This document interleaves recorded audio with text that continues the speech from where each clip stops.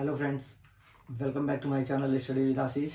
तो फाइनली कल हम लोग का KVS PRT वालों का प्री एडमिट कार्ड आ गया, जिसमें date, examination date and city show कर रही है। और जो फाइनल आएगा हम लोग का एडमिट कार्ड, वो 2 दिन पहले एग्जाम से आएगा। लेकिन कल से जब से एडमिट कार्ड आया है तो कुछ बच्चे इतने डिमोटिवेट हो गए हैं कि वो मेरे वीडियोस पर कमेंट्स करके या मुझे मैसेज करके कह रहे हैं कि वो एग्जाम छोड़ देंगे, क्योंकि या तो उनकी तैयारी कम है या फिर उनका सेंटर दूर चला गया है, उनको फर्स्ट प्रेफरेंस सिटी नहीं मिली है। जैसे 2-3 बच्चों का कमेंट आया कि उनका अयोध्या से चला गया है लखनऊ, कुछ बच्चों का इलाहाबाद से भी सेंटर चला गया है लखनऊ।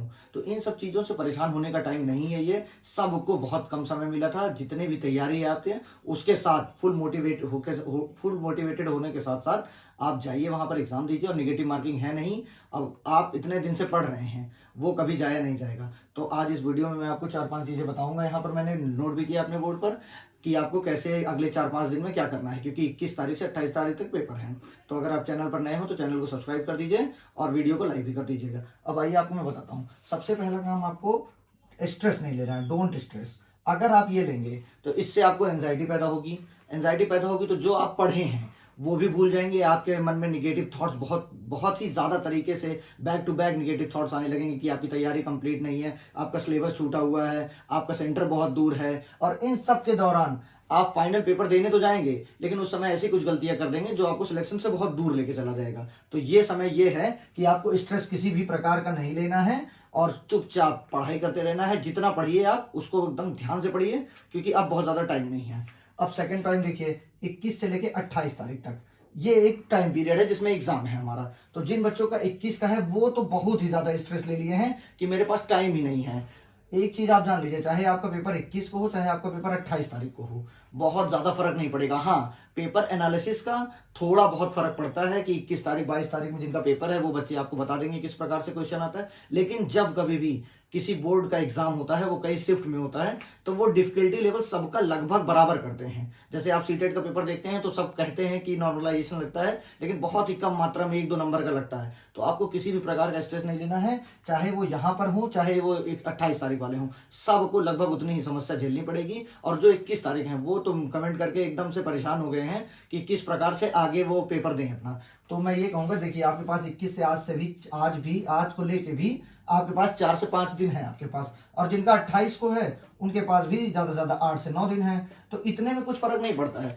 आपका बस ये काम है कि आप अपनी पढ़ाई पर एकदम फुल फोकस्ड हो जाइए। और आपने कितने सारे इंटरव्यू देखे होंगे, जो मॉक इंटरव्यू चलते हैं यूट्यूब पर, उसमें आप देखें कितने बच्चों ने लास्ट 15 दिन में ही पढ़ के सिलेक्शन पा लिया है। तो आप और हम उसी में हैं। आपको इससे बिल्कुल नहीं डिमोटिवेट होना या परेशान होना है कि आप पेपर ही छोड़ देंगे, आपका सेंटर दूर चला गया, पेपर ही नहीं देने जाना। और आपको एग्जाम से 1-2 दिन पहले एकदम शांत हो जाना है।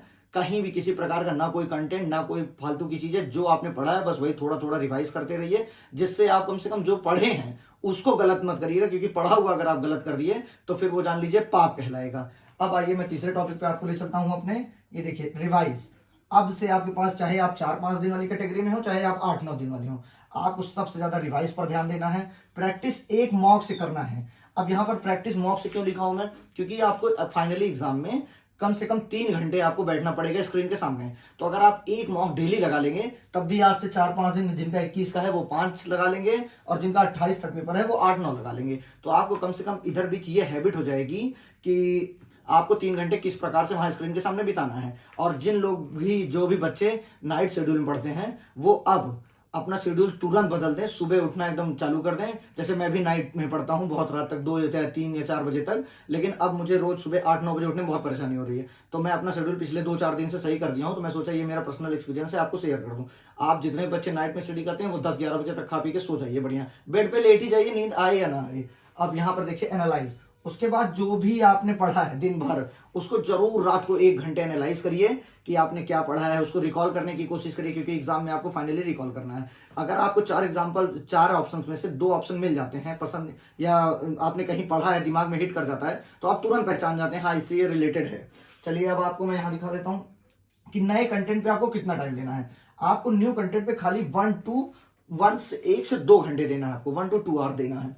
फॉर न्यू कंटेंट, मतलब नए कंटेंट पे आपको सिर्फ 1 से 2 घंटे देना, बाकी आपने जितना पढ़ा है सिर्फ और सिर्फ उसी पर फोकस करिए और उसी को बार बार याद करिए, बार बार रिवाइज करिए, मेनी टाइम रिवाइज करिए। और बहुत स्ट्रेस लेने की किसी भी प्रकार की जरूरत नहीं है, कोई भी इतना नहीं पढ़ा है जो जाके एकदम 100% करके चला आएगा। और मेरिट के लिए भी अभी मत परेशान होइए, अब एग्जाम आपका आ ही चुका है।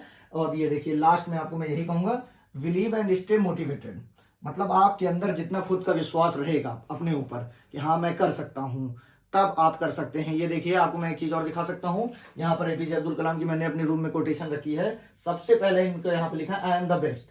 अगर आप बेस्ट हैं तो मतलब अपने आप को बेस्ट समझ रहे हैं, तभी आप कुछ भी कर सकते हैं। बाकी इतनी चीजें मुझे आपको बतानी थी इसके माध्यम से वीडियो के। बिना टेंशन लिए, बिना एक पैसे के टेंशन स्ट्रेस लिए हुए आप जाइए एग्जाम देने, और एग्जाम से 1-2 दिन पहले अपना एडमिट कार्ड, वहां पे क्या क्या ले जाना है आपको, क्या नहीं ले जाना है, सब कुछ रख लीजिएगा। नहीं तो आप स्ट्रेस के चक्कर में पता चले एग्जामिनेशन हॉल के सामने पहुंचिए और आपको एंट्री ही ना मिले। तो आपका कहाँ एग्जाम है, कैसे आपको जाना है, उन सब चीज का प्रोसेस 1 से 2 दिन पहले कर लीजिएगा। बाकी अगले से जिनका 21 तारीख को पेपर है, वो 4-5 दिन है, वो लगातार आप प्रैक्टिस कर लें, जिससे उनको पेपर देने में आसानी हो। बाकी अगर मेरी वीडियो आपको पसंद आए तो लाइक शेयर सब्सक्राइब करते रहिए, और भी मुझसे जो भी मदद चाहिए आप कमेंट के माध्यम से भेज सकते हैं। मैं अपना टेलीग्राम लिंक वैसे डिस्क्रिप्शन बॉक्स में डाल दूंगा। Thank you guys.